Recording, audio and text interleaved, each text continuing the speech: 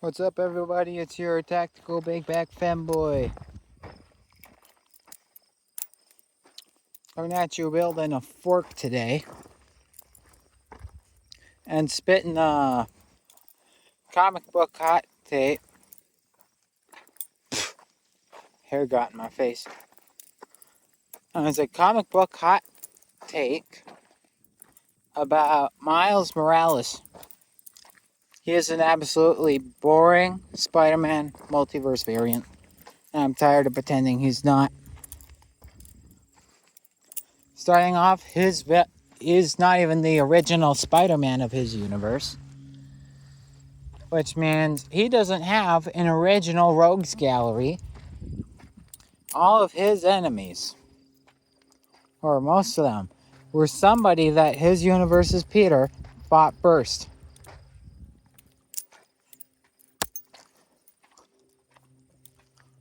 And some people are like, well, I can relate to Miles more.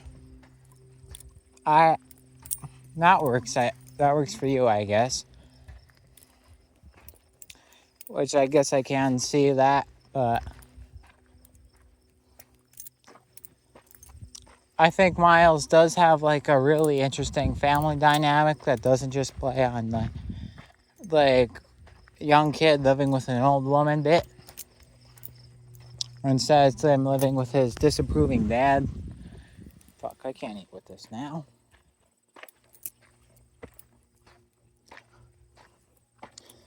But like most versions, like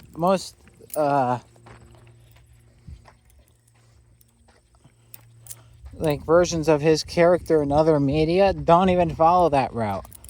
So once you know, that requires them to have the balls to approach uncomfortable topics, such as allegories for homophobia and other prejudice. The inability to accept your child for who they are rather than who you want them to be.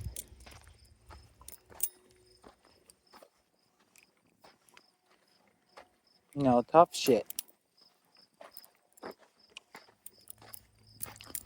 But we ain't got that. For the rest of this, I'd talk about, like the Insomniac version, which I've only played the first game, so I haven't actually played Miles' standalone game. But in the first game, Miles is boring as shit. It was, I felt absolutely nothing when his father died. Maybe that makes me a sociopath or a psychopath or some other type of path. The path I'm walking on here. But I didn't really feel anything. Miles was going through something. I don't really feel anything about it. Miles felt extremely shallow. And Spider-Verse is a lot better than the Insomniac version. Not to mention that dog shit haircut Miles has and I've seen from Spider-Man 2. Sticking out the top of his costume, that was actual dog shit. But they keep taking this really weird costume design and then making it worse. Like first, I think it's a kind of racist that the Puerto Rican and African American Spider-Man has a red and black suit, or a black and red suit. Really laying it on thick, aren't we, Bagley? Or maybe it was Bendis who had that decision.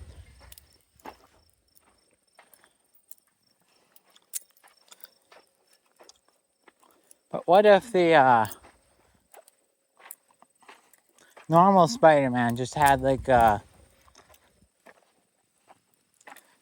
white suit with like Jewish flags on it, because Spider-Man was Jewish in the original comics. I think it's different in the Ultimate Comics, but I'm not entirely certain. Some variants are Christian, some variants are Jewish. But Yeah, I think the Miles Morales suit design is perhaps racially motivated. I'll give them slack on it. It could have just been like an accident, but it one accident doesn't justify the fact that every other version is dog shit. And second, Miles's power set I think is stupid because for new powers to differentiate him from the previous Spider-Man, his powers that he gains are not connected to a spider at all. So we actually got further away from being Spider-Man.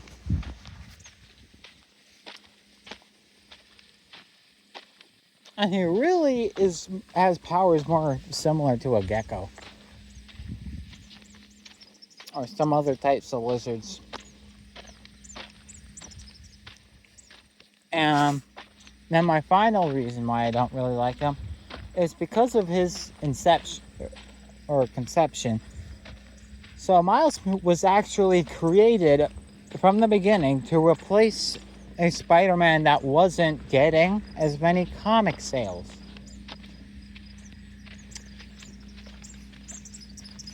And so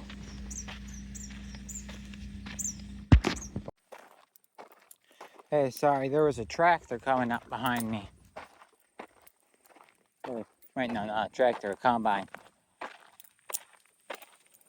Anyways, I forgot what I was gonna say.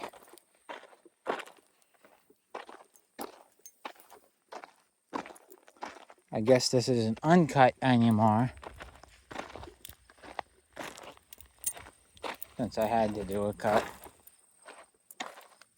Wasn't exactly something I wanted to do. I also don't want to blast out you guys' eardrums or nothing.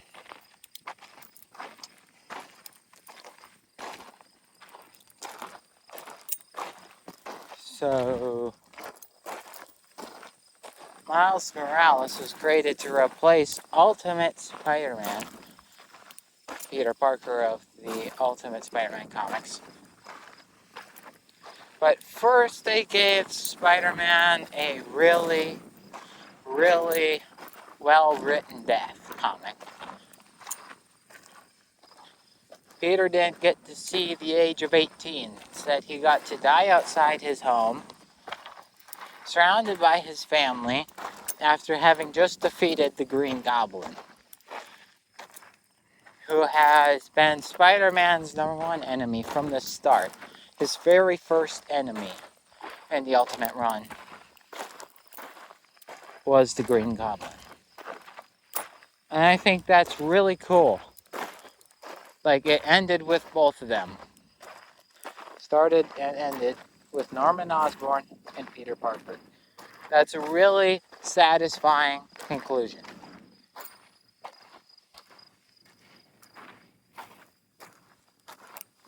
And getting to see him walk off into the afterlife with Uncle Ben is a really good moment.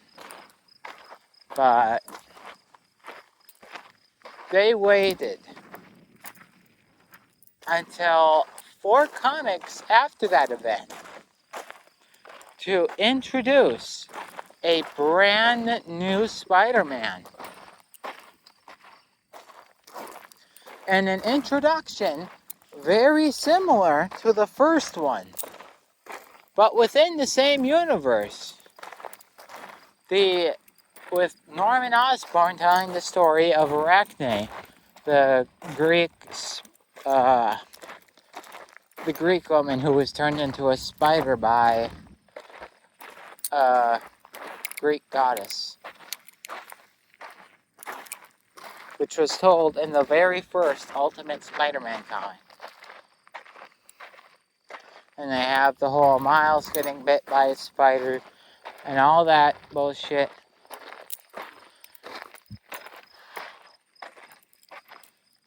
They didn't wait years. They waited a couple months, I think, at most. It was planned out from the start as a replacement. But hey, that Spider-Man was dead, so Miles has somebody to live up to. Well, guess what? They eventually retcon the death of Spider-Man and have Peter come back and validate Miles as the new Spider-Man. Well, guess what? This Peter's word is now worth jack fucking shit because he came back to life and did nothing. Didn't try to be Spider-Man, didn't come out into the public to talk about, like, how S.H.I.E.L.D.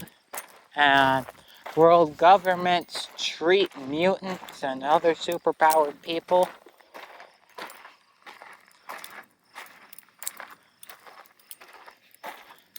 No, he just kind of sat back on the sidelines until he met Miles and goes, hey, yo, you're the ultimate Spider-Man.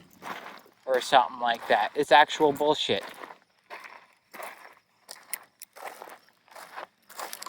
But then, they also had the first real Spider.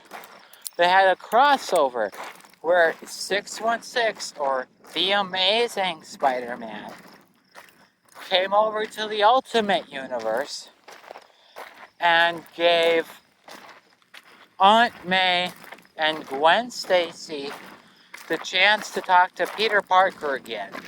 While it's not their Peter, they got to, like, discuss universal differences and stuff. While showing that 616 Peter still has a bunch of guilt from his Gwen Stacy's death.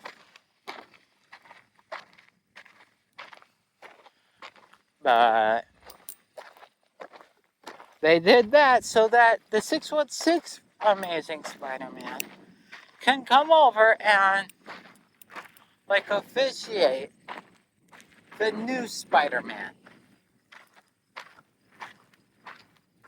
If you feel the need to take legacy characters, have them walk up to your character and say, I like this one, like Thor did with Captain Marvel in Avengers Endgame, that tells me that you really don't think that this character can stand on its own, and you need to tell the audience that it can.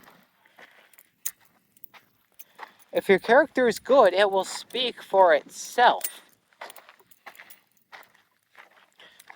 And also, Miles, his styling is not, like his universe isn't all that different from 616.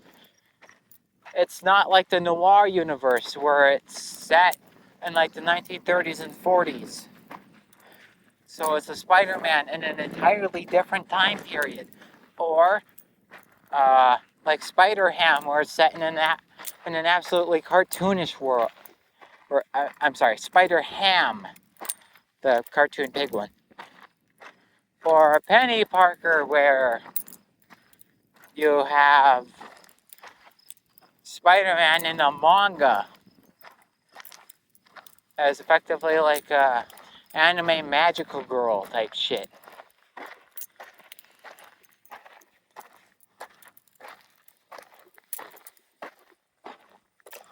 Or like a lot of other Spider-Man multiverse stuff, which has significant universal changes. The writers don't seem to think he can stand on his own, which is why I think that Spider-Verse was the movie to introduce Miles Morales, so that he could have a supporting cast of other Spider-Men to back him up. As the writers didn't think that Miles could stand on his own because he's not unique enough.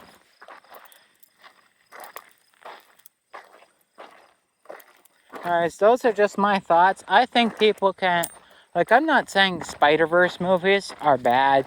I'm not saying Miles is inherently bad as a character. I just don't like him. And those are just my thoughts. What are your guys' thoughts? Tell me down in the comments. Rate me, little me, do whatever.